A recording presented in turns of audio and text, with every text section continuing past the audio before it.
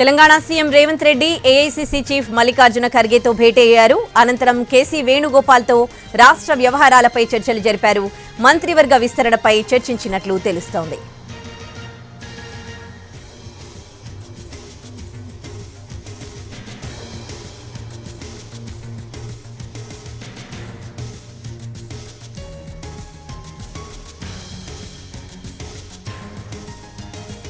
Telangana CM Revanth Reddy AICC chief Mallikarjuna ఖర్గేతో భేటీ అయ్యారు. అనంతరం కేసీ వేణుగోపాల్తో దాదాపు అరగంట పాటు రాష్ట్ర వ్యవహారాలపై చర్చించినట్లు తెలుస్తోంది. మంత్రివర్గ విస్తరణ అంశం కూడా చర్చించినట్లు తెలుస్తోంది. ఇక ఇదే అంశానికి సంబంధించి పూర్తి డీటెయిల్స్ ఢిల్లీ నుంచి మా ప్రతినిధి ప్రసాద్ లైవ్ లో అందిస్తారు.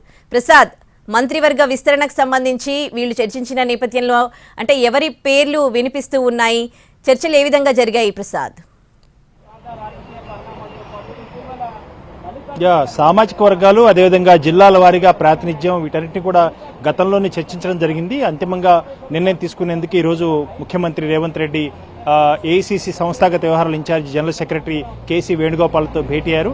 ఈ భేటీలో అన్ని అంశాలు కూడా చర్చించారు. అదేవిధంగా రాష్ట్ర ప్రభుత్వ పాలన, తీసుకున్నటువంటి నిర్ణయాలు, అదేవిధంగా పీసీసీ, కొత్త పీసీసీ కార్యవర్గ నిర్వహణ కూర్పు వీటన్నిటిని కూడా అన్ని కూడా చర్చకు వచ్చాయి. దాంతోపాటు మంత్రివర్గ విస్తరణపై కూడా అంతిమంగా నిర్ణయం తీసుకున్నట్టుగా తెలుస్తుంది.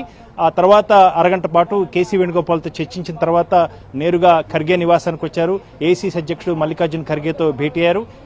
ఇటీవల జమ్మూ కాశ్మీరు అసెంబ్లీ ఎన్నికల ప్రచారంలో భాగంగా ఆయన అస్వస్థతకు గురయ్యారు.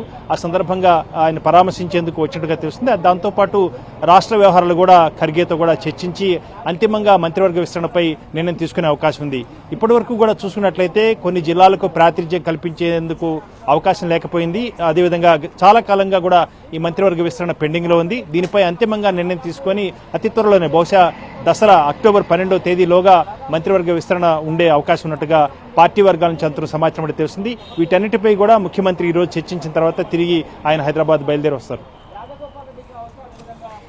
రైట్, అంటే పేర్ల ప్రతిపాదనలతో సీఎం కేసీ రేవంత్ అక్కడికి వెళ్లారా, లేకపోతే డీటెయిల్స్ ఏంటి? అంటే గతంలోనే ఈ పేర్ల ప్రతిపాదన సంబంధించి కూడా చర్చలు జరిగాయి. అనేకమైనటువంటి సామాజిక వర్గాలకు, ముఖ్యంగా బీసీలకు ప్రాతినిధ్యం కల్పించే అంశంపై కూడా గతంలో చర్చలు జరిగాయి. కనీసం 4 మంత్రి స్థానాలకు గాను అవకాశం ఉండే అవకాశం ఉంది. 4 మంత్రులు కొత్తగా మంత్రులు చేసుకునేందుకు అవకాశం ఉంది. వీటిపై ఏ సామాజిక వర్గాలకు అవకాశం ఇవ్వాలని చెప్పి కూడా చర్చ జరిగింది. ఇప్పుడు బహుశా మనం పేర్లు చెప్పడానికి అంత సమంజసంగా ఉండదు. ఎందుకంటే గతంలో ఈ శ్రీహరి ముదిరాజుకు కూడా ఆయన గతంలో ముఖ్యమంత్రి స్వయంగా హామీ ఇచ్చారు. దాంతోపాటు ఇతర సామాజిక వర్గాలకు కూడా అవకాశం కల్పించాలి. ఇలా పేర్లు ఉన్నప్పటికీ కూడా దీనిపై అంతిమంగా నిర్ణయం తీసుకోవాలి. అనూహ్యమైన నిర్ణయాలు కూడా తీసుకునేందుకు అవకాశం ఉంది. అధిష్టానం దీనిపై అంతిమంగా చర్చించిన తర్వాత రేవంత్ రెడ్డికి గ్రీన్ సిగ్నల్ ఇచ్చే అవకాశం ఉంది. బహుశా దసరా నాడు ఈ మంత్రివర్గం విస్తరణ ఉండే అవకాశం ఉంది. Right, thanks for the live update Prasad.